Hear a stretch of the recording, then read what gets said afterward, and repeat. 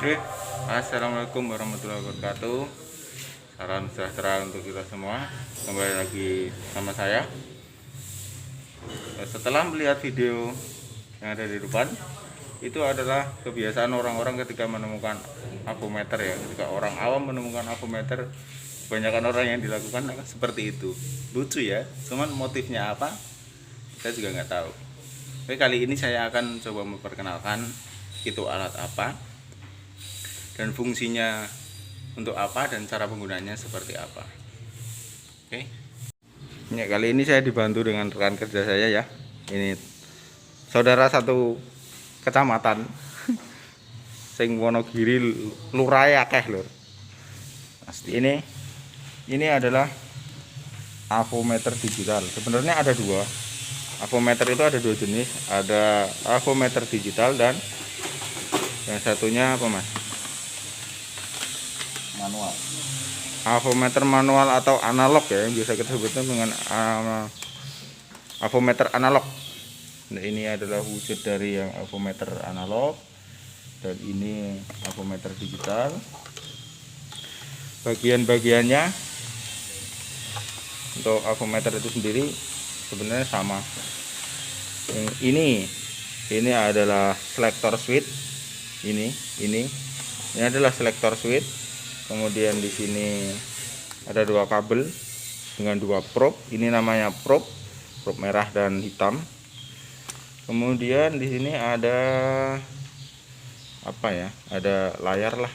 Ini di sini pakai layar yang untuk menentukan ukurannya nanti. Oke, di sini ada avometer ini. Fungsi utamanya yaitu untuk mengukur ampere, voltase, terus ohm. Makanya disebutnya dengan AVO, ampere, volt, dan ohm. Atau sebenarnya namanya adalah multimeter.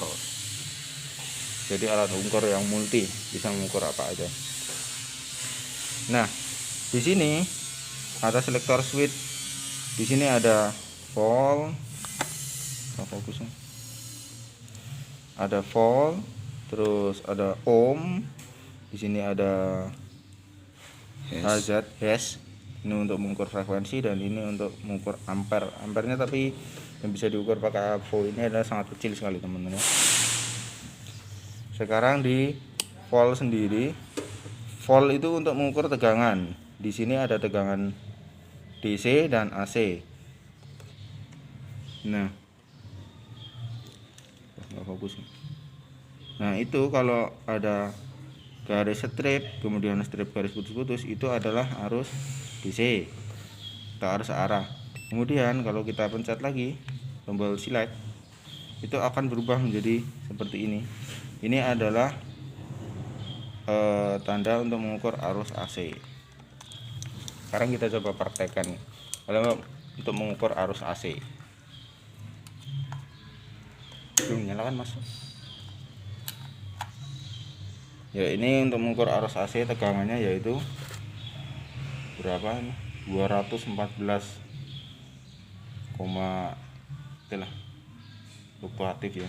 Itu adalah tegangan AC. Jadi 214. Perhatikan ketika membaca ini ada komanya. Kalau dia di depan ini kemungkinan itu adalah nggak terbaca arusnya atau nggak ada tegangannya. Kemudian di sini untuk yang arus DC-nya, yaitu tanda arus DC. Sekarang kita ukur arus DC ini dibantu dengan tegangan dari adaptor. Adaptor itu tegangannya AC, kemudian dirubah menjadi DC dengan namanya adaptor. Nah,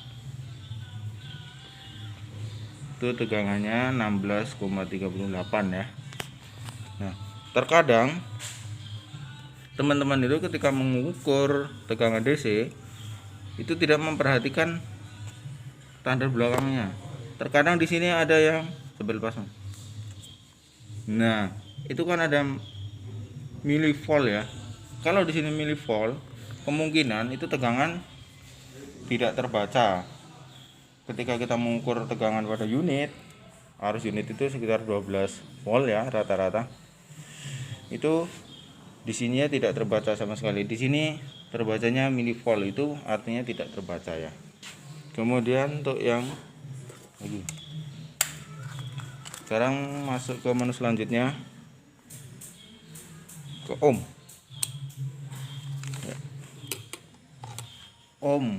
Ohm itu fungsinya banyak ya. Ada yang bisa untuk mengukur resistan atau hambatan atau resistor ya.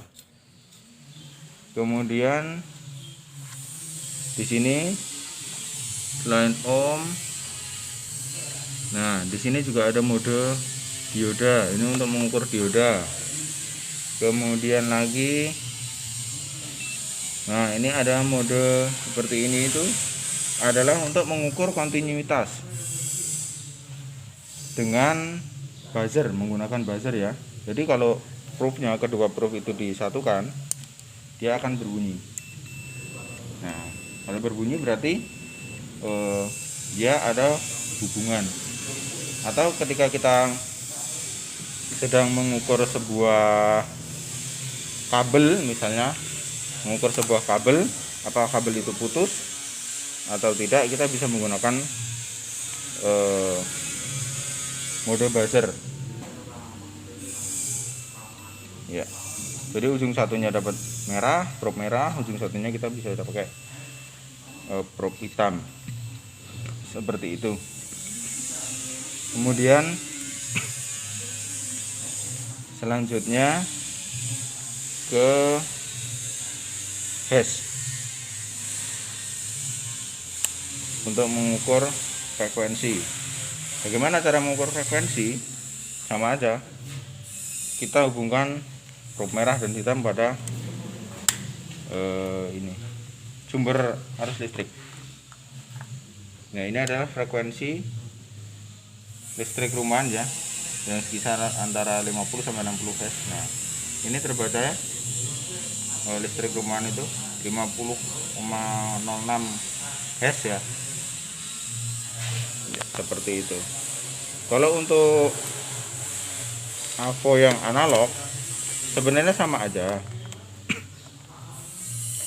cara penggunaannya, tapi di sini yang membedakan ada ring-ringnya ya, ada ring-ringnya. Kalau kita perkirakan tegangan yang akan kita ukur itu sebenarnya kisaran berapa volt sih? Kalau untuk tegangan rumahan kita biasanya 220 volt ya. Kita bisa menggunakan tegangan AC. Ini ringnya kita pilih yang 200, enggak mau fokus sih, 250. Jadi kita pilih selektor ini adalah lebih besar dari tegangan yang akan kita ukur.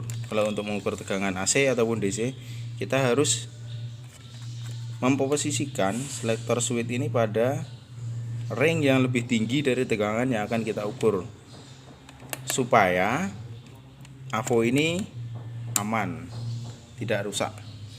Dan di sini ada skala pembacaannya. Ini ada yang itu volt ampere, kemudian di sini ada AC kali 10. Terus di sini juga ada untuk ohm, untuk mengukur hambatan dan lain sebagainya.